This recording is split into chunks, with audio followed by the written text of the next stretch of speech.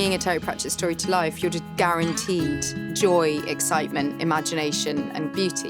The original fairy tales are all the same. I just love it that it's this magical universe, but with a kind of human touch. This story is a little different. It's that animated world that you sort of want to climb into. You want to sort of bring it around yourself. I am the Amazing Maurice. It's an adventure story that has cats, rats, and me in it. That cat can talk! Well, of course.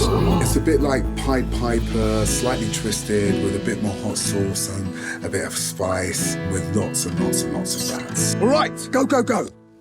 The original book from Terry Pratchett is now over 20 years old. So Maurice is a talking cat, and along with some intelligent rodents and a young lad called Keith, they go from town to town, scamming the townsfolk. They pretend to be a plague of rats.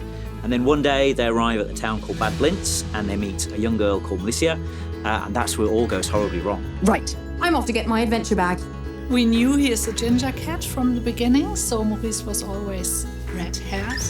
And yeah, it took a while until we got his fur right. First, it's drawn, and then you have to bring it to the computer. You have to transfer it into a 3D model, and then, of course, also some changes need to be adapted. And so it's really a long process until you say, yeah, that's our cat.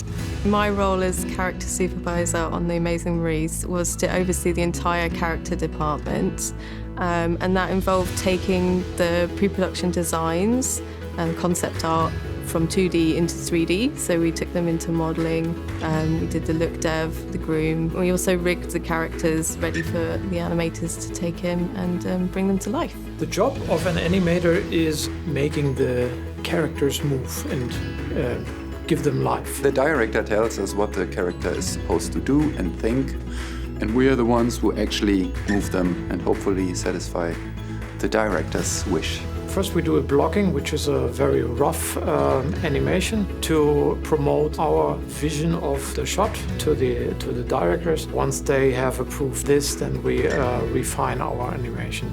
Piece by piece, we come to the final result. Well, it's what we have to do sometimes to illustrate to the animators what we want, and then sometimes as directors we have the honor to make proper fool out of ourselves. So if like somebody wants to blackmail me with videos, there's plenty.